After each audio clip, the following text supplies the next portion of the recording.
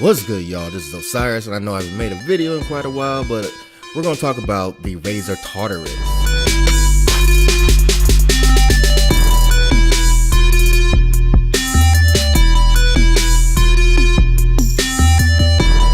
There's been plenty of reviews out there already, so I'm not going to really review how well it works because you can go look it up for yourself. The product is several years old, and it's been well looked into how good the thing is and how good it's not. I'm just going to give you an overview of what it exactly is, and then we're going to find out if it works for Linux. So the Razer Tartarus, according to their site, is a membrane gaming keypad. So basically you can think of it as a controller that will complement the mouse for your left hand. It emulates by default the key surrounding WASD. So it would also have Q, W, E, and R, I think, ASD, F, and so on and so on and so on. That's by default. And as you'll see later, it's easily changeable. These are rubber domed keys, so that no, these are not mechanical. I don't really know why you would. I mean, some people may want mechanical, but that's neither here nor there. Razer does make a mechanical version of this. You can go check their website if you want to know about that. But anyhow, this thing has 25 fully programmable keys, including an 8-way thumb pad, improved ergonomic form factor, and for you Windows people, it has Razer Synapse 2.0. We'll find out what what replaces Razer Synapse for Linux in just a second. So let's just take a quick look at the specs. 25 fully programmable keys, including the 8-way thumb pad, instantaneous switching between 8 key maps, improved ergonomic form factor, adjustable soft touch wrist pad for remarkable comfort, anti-ghosting, unlimited macro links, unlimited game profiles, backlit keys for total control, even in dark situation. Yes, it does glow the Razer green color. Braided fiber cable, which I think is pretty nice. It's a little stiff, but I think it's nice. And it is approximately 153 millimeters or 6 inches, 6.03 inches to be exact. 186 millimeters in height, so 7.32 inches. And in depth, 54 millimeters or about 2.16 inches. And it weighs about 0.66 pounds, or for you people who do the metrics, it is 370 grams. So it's not really that heavy. It's not that big. And speaking of dimensions, let me tell you about the comfortability of it. I found it really odd. I don't know if I have I'm 6'1", and I wouldn't say I have a long hand, and I found it hard to get adjusted into a natural position when resting my hand on it. So that's something you might take into account if you were to buy something like this. And on the side, you'll see that it has like a thumb rest like thing. That is the space bar. So if all the other buttons emulate the keys on in your left hand of your keyboard, that part is what emulates the space bar by default. And you'll also see that it has a 8-way thumb pad or thumbstick, and there's a button above it. And on Linux, I don't know what it does on Windows because I haven't used it on Windows, but on Linux it doesn't do anything by default, but I believe it's also fully programmable. If you look at the lights right there, those lights are the different memory profiles, the 3 lights that are, I think, yellowish or supposed to be greenish, maybe yellow, green, and blue. And it's overall it's a pretty decent product. I wouldn't pay too much for it. It's definitely something that not everybody will like or get used to. And honestly, for the price, might just be better off with a better keyboard. That's up to you to decide. Now let's talk about how it works on Linux. Now, if you don't plug any software into this thing, it'll plug right up and get instantly recognized by Linux. I use Ubuntu for the record. So when I say Linux, for me, it's gonna be somewhat synonymous with Ubuntu or any of the Ubuntu derivatives. I'm pretty sure it works the same on Fedora or Arch or any other distribution, but for this case, we're referring to Ubuntu. So you can plug this thing up really quickly, and it's instantly recognized by Linux or Ubuntu. And The lights come on and everything just works out the box. There's no way to hardware control the lights, so the lights are just on.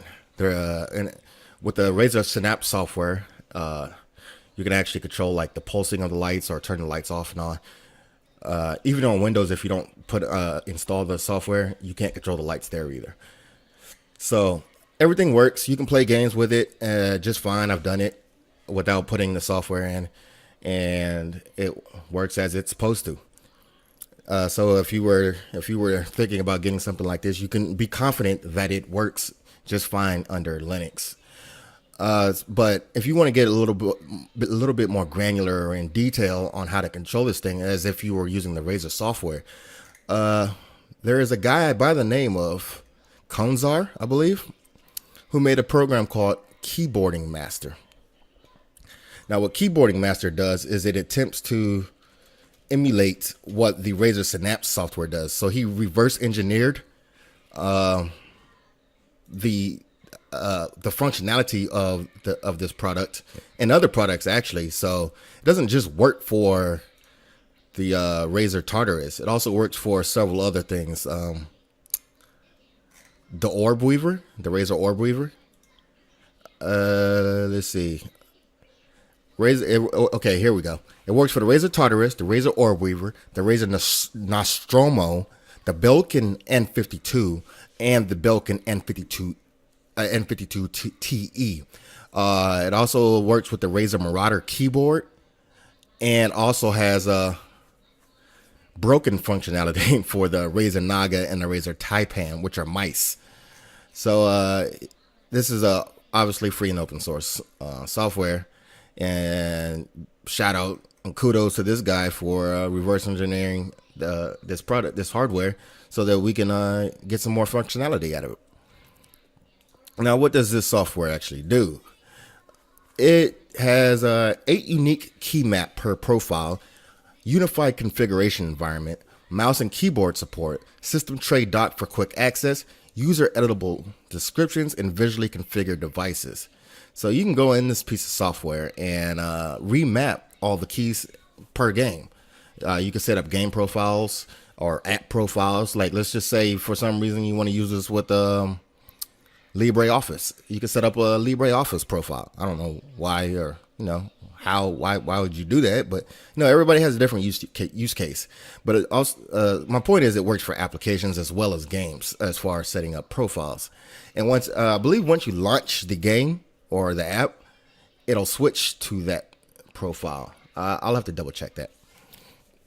But so if Team Fortress 2 has one key mapping that you prefer, and then you go and play Counter-Strike and has a different key mapping, then you can do that, and it'll save those profiles within this software right here, the software environment.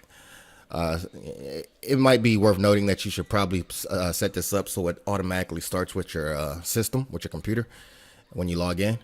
That way you'll have that at your hand, or you can just load it once you're in. But all in all, with this product plus this software, Keyboarding Master, you get, I would say, 85 to 90% of Razer's functionality.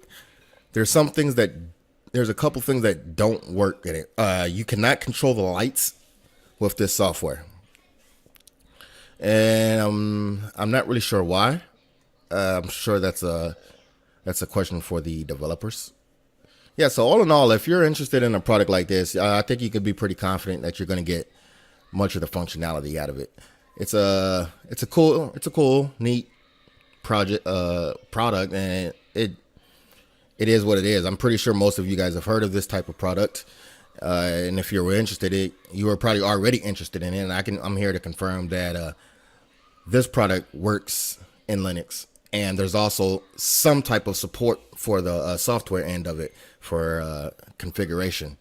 I'm pretty impressed with not only the product, but also what the Keyboarding Master software allows you to do with it. The only thing that I would say is a con right off the top, for me at least, is that if you're used to switching weapons with the 1, 2, 3, 4, 5 keys or whatever, at the top of the keyboard, not the number pad, but the ones at the top of the keyboard, then that will be really hard to adjust to, because obviously with this Razer product, there is no keys right there that would fulfill that function. That's the one thing I found really hard to get used to. Now, in most games, you can easily switch weapons with the mouse wheel, but I find switching weapons with the mouse wheel to be kind of cumbersome. It just doesn't work.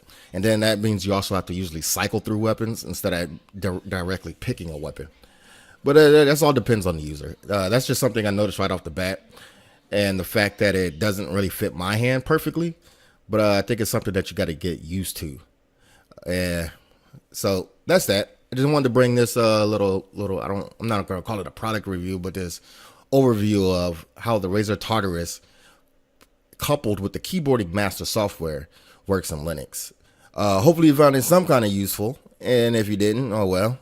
There's the dislike button. If you did, hit the like button, because even hitting like is a great support for the channel. And if you'd like to see more Linux related videos and gaming, go ahead and hit that subscribe button. But until next time, this is Osirez PC Pimp, and I'm out.